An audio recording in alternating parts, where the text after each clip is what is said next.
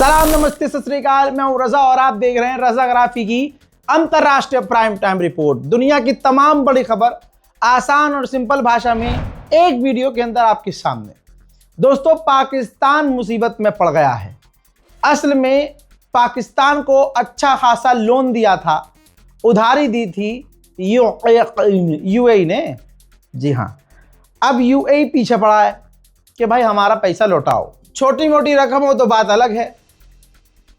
बात है 2 अरब डॉलर की। अब 2 अरब डॉलर पाकिस्तान कैसे चुकाए? और टाइम बढ़ाने से दुबई ने मना कर दिया है। यूएई ने कह दिया भाई आपके पास सिर्फ अप्रैल का यही महीना है, पैसा लौटा दीजिए 2 अरब डॉलर तो ज़्यादा बेहतर होगा। तो ये पाकिस्तान के लिए बड़ा झटका है, क्योंकि पाकिस्तान अभी बहुत ज़्यादा मुसीबत में है। ठीक है, महंगाई बढ़ रही है, अपना सरकारी फंड खर्च करना पड़ रहा है लोगों को राहत देने के लिए। ऐसे में 2 अरब डॉलर यूएई को देना बड़ी मुसीबत की बात हो जाएगी पाकिस्तान के लिए। उधर पाकिस्तान में गोबर टैक्स नाम की चीज़ उभरी है। जी हाँ, ये पाकिस्तान की विपक्ष की पार्टी ने नाम रखा है गोबर टैक्स। असल में पाकिस्तान के पंजाब राज्य में गाय और भैंस पालने पर अब टैक्स लगाने की तैयारी हो रही है। पाकिस्तानी अखबार डेली टाइम्स की रिपोर्ट के मुताबिक मरियम नवाज की सरकार हर गाय और भैंस पर रोजाना 30 रुपये, पाकिस्तानी 30 रुपये फीस देने की कहानी बना रही है, योजना बना रही है। सरकार इस कदम को ग्रीन एनर्जी के रूप में पेश कर रही है। यह योजना सुथरा पंजाब बायोगैस प्रोग्राम का हिस्सा बताई जा रही है। यह प्रोग्राम दिसंबर 2024 में पंजाब राज्य में शुरू किया गया था। इसका मकसद कचरे को साफ करना और उससे बायोगैस बनाकर ऊर्जा तैयार करना है। लेकिन विपक्ष की पार्टी कह रही है कि सरकार पैसा कमा नहीं पा रही है, सरकार डेवलप नहीं कर पा रही है, कमी आ रही है पैसों की। इनके पास, गवर्नमेंट के पास, पाकिस्तान की गवर्नमेंट के पास पैसा नहीं है, तो ये जनता को ही लूट कर बहानों से पैसा वसूल रही है। भारत के रक्षा मंत्री राजनाथ सिंह ने कहा था कि पड़ोसी मुल्क ने अगर कोई दुस्साहस करने की कोशिश की तो मुंह तोड़ जवाब देंगे और सबक सिखाएंगे। इस पर पाकिस्तान भड़क गया। पाकिस्तान के डिफेंस मिनिस्टर ने, ख्वाजा आसिफ ने कहा है राजनाथ सिंह के बयान पर कि अगर इस बार कोई गलती की गई भारत की तरफ से तो मुंह तोड़ जवाब दिया जाएगा। अब सवाल यह है कि भारत के रक्षा मंत्री को हवा में जबरदस्ती पाकिस्तान को धमकी देने की जरूरत क्यों पड़ गई? तो आप लोगों को पता नहीं है चुनाव आ रहा है, हर चुनाव में पाकिस्तान आता है हमसे। बहरहाल आगे बढ़ते हैं। एलन मस्क ने अपना जो स्पेस एक्स है, फैल्कन 9 जो है अंतरिक्ष में भेजा। नहीं समझे? स्पेस एक्स यानी एक्स, एलन मस्क का एक रॉकेट लॉन्च किया जाता है अंतरिक्ष में। उसी को टक्कर देने के लिए चाइना ने अपना एक रॉकेट लॉन्च किया, लेकिन चाइना का रॉकेट आसमान में जाकर वहीं फट गया। देखिए,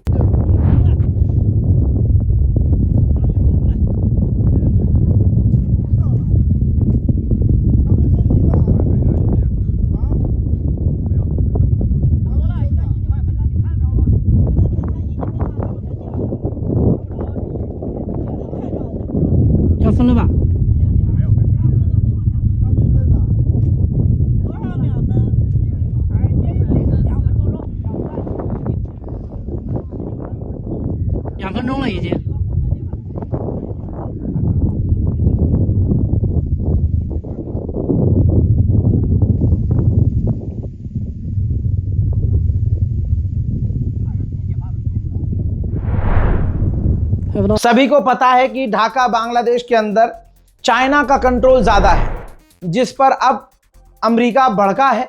और अमेरिका ने कहा कि ढाका के अंदर किसी का दबाव काम नहीं करेगा, बांग्लादेश अपने फैसले खुद लेगा, किसी और के फैसले पर नहीं चलेगा। अब बांग्लादेश के मामले पर चाइना और अमेरिका के बीच तनाव बनता हुआ नजर आ रहा है।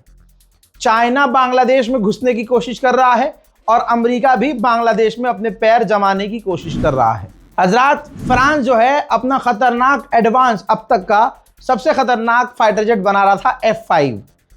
अकेला बना नहीं सकता था क्योंकि अंधा पैसा चाहिए, तो यूएई को साथ में लिया हुआ था और यूएई और फ्रांस दोनों मिलकर बना रहे थे। अचानक से यूएई को कुत्ते ने काटा और यूएई इस डील से बाहर हो गया और फ्रांस से कह दिया तुम अपने आप बनाओ। वजह यह थी कि दुबई का कहना यह था, यूएई का, कि फ्रांस इस चीज़ में अपना ज़्यादा कंट्रोल रख रहा है, हमें कंट्रोल नहीं दे रहा है, तो हम अपना पैसा क्यों लगाएं। और फिर यूएई ने ऐलान किया कि भाई हम खुद बनाएंगे। अब जब पैसा हम लगा रहे हैं, यूएई की बात सही है कि जब पैसा हम लगा रहे हैं सारा, तो भाई हम खुद ही F5 बना लेंगे, कोई दूसरा फाइटर जेट में हम पैसा लगा लेंगे और डेवलप कर लेंगे। आपको पता है कि चाइना करप्शन के कितना खिलाफ है। आपकी स्क्रीन पर मौजूद ये चाइनीज ऑफिशियल है जिसका नाम मैट जिंगुरी है। इनके खिलाफ बहुत टॉप के लीडर हैं, इनके खिलाफ करप्शन के चार्जेस शुरू हो चुके हैं और जांच शुरू हो चुकी है। वहीं अफगानिस्तान में खतरनाक भूकंप आया। इस भूकंप से कई इलाके हिलकर रह गए और कई मकान टूटकर गिर गए। 8 लोगों की अफगानिस्तान में मौत हुई, 50 घायल हुए और झटके इतने तेज लगे कि झटके पाकिस्तान में भी महसूस किए गए। जर्मनी की फौज में होना अब अभिशाप बन गया है। जर्मनी में 17 साल से 80 साल तक का कोई व्यक्ति कभी भी फौज में रहा हो और अब उसे 3 महीने से ज़्यादा जर्मनी से बाहर जाना हो तो अपनी गवर्नमेंट से अप्रूवल लेना पड़ेगा। जर्मनी की सरकार को बताना पड़ेगा, जब वो परमिशन देगी तभी ये बाहर जा पाएंगे। ब्राजील की एक सीसीटीवी फुटेज देखिए। ब्राजील में एक प्राइवेट जेट एक रेस्टोरेंट के ऊपर आकर क्रैश हो गया जिसमें 3 लोगों की मौत हो गई है। चाइना कितना एडवांस है ये सभी जानते हैं, लेकिन इतना एडवांस होगा ये दुनिया देखती ही जा रही है। चाइना ने ड्रोन छोड़िए, अब तक का सबसे बड़ा, सबसे भारी कार्गो ड्रोन टेस्ट किया है। आप समझ सकते हैं कार्गो क्या मतलब? कार्गो वो होता है जिसके अंदर सामान, भारी भरकम हथियार लोड करके वो जहाज उड़ता है और दूसरी जगह जाकर सामान छोड़ के वापस आता है। अब चाइना ने बिल्कुल इसे ह्यूमनलेस कर दिया है। ड्रोन इतना खतरनाक और इतना भारी बनाया है कि अब हथियार इसमें रखेगा चाइना और मशीन से उड़ाएगा, कंप्यूटर से उड़ाएगा और जहां इसको देना है, हथियार अपना उतारना है, वहां उतारेगा और आएगा। अमेरिका के कहने पर क्यूबा ने 2000 कैदियों को आजाद कर दिया है। क्यूबा पर कब्जा करने की बात अमेरिका कर रहा है तो क्यूबा को कहीं ना कहीं नरमी तो दिखानी पड़ेगी अमेरिका को। फ्रांस के राष्ट्रपति इमैनुअल मैक्रोन की ये तस्वीर देख लीजिए। ये साउथ कोरिया गए हैं। कहा जा रहा है कि साउथ कोरिया और फ्रांस के बीच कई बड़ी अहम डील पर इमैनुअल मैक्रोन साइन करने वाले हैं। दोस्तों, यूक्रेन और रूस का अपडेट भी जान लीजिए। स्वीडन ने रूस के एक बड़े टैंकर को सीज कर लिया है। उड़ता हुआ तीर ले रहे हैं ये। फिर रशिया कुछ कहेगा तो रोएंगे कि रशिया ने ये कर दिया, रशिया ने वो कर दिया। अरब देशों के पास खुद ही कमी है डिफेंस सिस्टम की, और यूक्रेन के राष्ट्रपति ज़ेलेंस्की ने कहा कि हम अरब देशों से रिक्वेस्ट कर रहे हैं कि आप अपना 3rd एयर डिफेंस सिस्टम हमको दे दीजिए। आप समझ रहे हो? इसलिए यूक्रेन अरबों की जाकर मदद कर रहा था कि इनको बनाकर कैसे इनका जो है डिफेंस सिस्टम मैं अपने यहाँ ले जाऊं। यूक्रेन के राजधानी कीव में एक बिल्डिंग में रूस का शाहिद 136 ड्रोन डायरेक्ट हिट हुआ है। देखिए,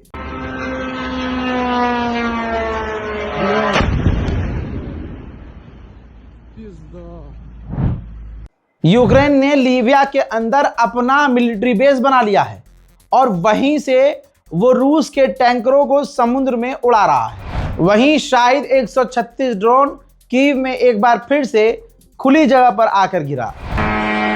ओय ओय ओय ओय ओय ओय।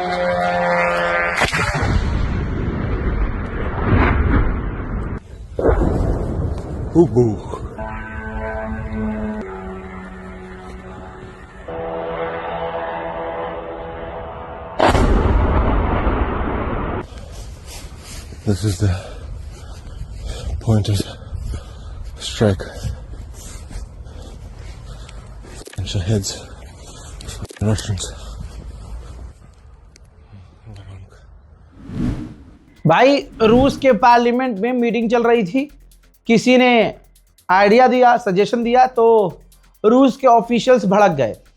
पार्लियामेंट ऑफ मेंबर ने कहा कि तुम हमें ये सजेस्ट कर रहे हो कि हम यूक्रेन के राष्ट्रपति ज़ेलेंस्की को किडनैप कर रहे, उठा ले। हमारा ये कल्चर नहीं है, न हमारा स्टाइल है, हम में सेल्फ रेस्पेक्ट है, हम ऐसा नहीं कर सकते। यूक्रेन ने कहा है कि हमने इजिप्ट से बात की है और रशिया जिस ज़मीन पर, हमारी ज़मीन पर कब्जा करके वहाँ खेती बाड़ी कर रहा है और वहाँ गेहूं लगे हुए हैं, तो इजिप्ट राज़ी हो गया है कि आपकी जिस जगह पर कब्जा है रूस का, हम उस जगह से गेहूं नहीं खरीदेंगे। उधर रशिया ने भी अंतरिक्ष में अपना एक रॉकेट लॉन्च किया है, एडवांस टेक्नोलॉजी, और अंतरिक्ष में काफ़ी तेज़ी से रशिया भी अपने कदम बढ़ा रहा है। क्रीमिया के इलाके में रशिया का सुखोई 30 क्रैश हो गया है, कहा जा रहा है कि यूक्रेन ने मार गिराया है। उधर यूक्रेन के खार्कोव के इलाके में रूस के हमले लगातार जारी हैं।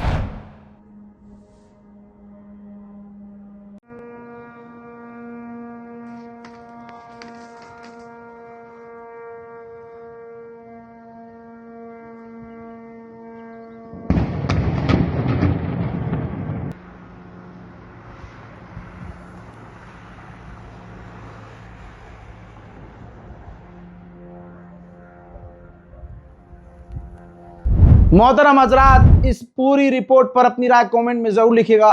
रिपोर्ट को शेयर कीजिए, दुआओं में याद रखिए। जय हिंद।